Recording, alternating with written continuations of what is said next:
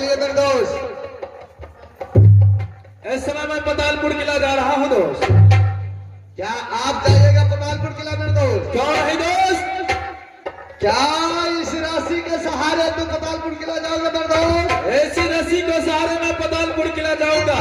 जिस रोज आप रस्सी हिलाइएगा मेरे दोस्त, क्या उस रोज मुझे रस्सी पकड़ कर खींचना है मेरे दोस्त? क्यों नहीं दोस्त?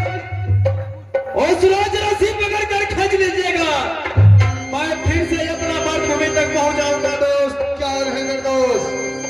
दोस्त फिर दोनों दोस्त चिड़ियाघर में सरिया फूल लेकर जाऊंगा निर्गुणपुर किला मेरे दोस्त। क्यों नहीं दोस्त? ठीक है मेरे दोस्त, अगर तुम नहीं मानते हो तो ठीक है, आप पतालपुर किला जाइए मेरे दोस्त। मैं इस इनार के पास में हर हमेशा आपको इंतजार करूंगा मेरे दोस्त। दोस्त बोलिए मेरे दोस्त। आज आपके कारण मैं ये पतालपुर किला जा रहा हूँ दोस्त। क्या है मेरे दोस्त? मेरा आपसे यही एक विनती है दोस्त कि मुझे छोड़कर कि पतालपुर किला में आप यहाँ से नहीं जाना दोस्त। दोस्त ये आप क्या बोल रहे हैं मेरे दोस्त? मुझे पतालपुर किला में छोड़ करके यहाँ से मत जाना दोस्त। दोस्त जी बोलिए दोस्त। मेरे कारण आप अपना जान में जोखिम डालकर आप पतालपुर किला जा रहे हैं, मैं कैसे आपको छोड़ सकता हूँ मेरे दोस्त? दोस्त आप मुझे मत छोड़ना, पतालपुर किला में यहाँ से मत जाना दोस्त। और दोस्ती में दुश्मनी मत पैदा करना दोस्त। ये कदापि नहीं हो सकता है मेरे दोस्त।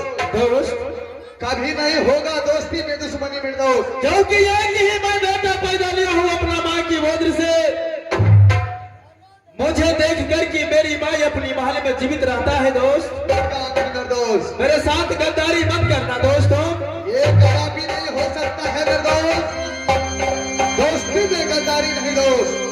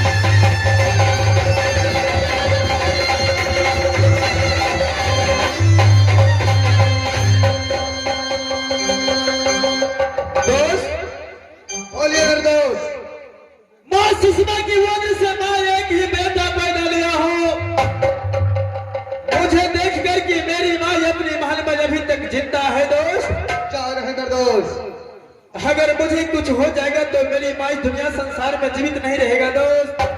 दोस्त बोलिए मेरे दोस्त। इस समय मैं पतालपुर किला जा रहा हूँ। जिस रोज मैं रस्सी को हिलाऊंगा, रस्सी पकड़ करके आप खींच लीजिएगा दोस्त। कौन है मेरे दोस्त? ठीक है दोस्त, यहाँ से अकेला छोड़ करके मुझे मत जाना दोस्त। कदापि नहीं जा सकता हूँ मेरे दोस्त। जब तक आप पतालपुर किला से नहीं आओगे, मैं यहाँ से कहीं नहीं हिलने वाला हूँ। ठीक है, चलो इनार को बीच में रस्सी को गिरो दोस्त। ठीक है मेरे दोस्त। गिरो दोस्त।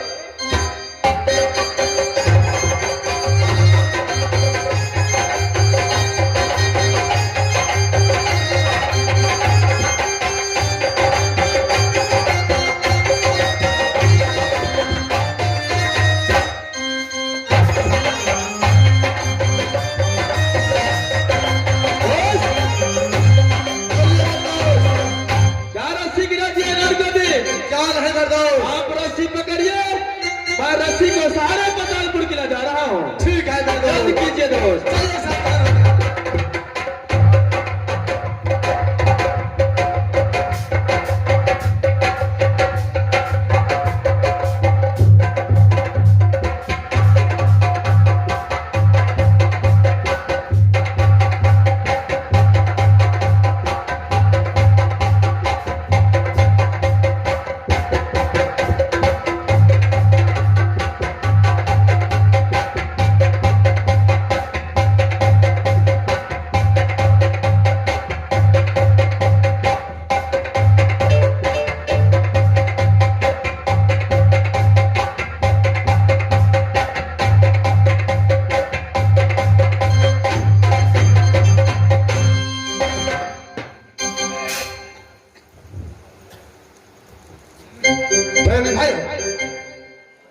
मेरे दोस्त ने रस्सी के सहारे पतालपुर किला चला गया, जिरिया धाम कसरिया फूल लाने के लिए।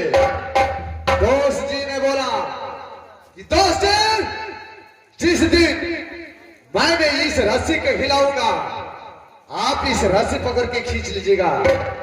मैं जिरिया धाम में सरिया फूल लेकर अवश्य वापस आऊंगा। तब तक के लिए मैं इसी जंगल में जाता हूं कि शिकार खेलने के लिए। जिस दिन मेरा दोस्त रस्सी हिलाएगा, मैं अवश्य रस्सी पकड़ कर खींचूंगा। तब तक के लिए इस घोर जंगल में मैं शिकार खेलता हूं।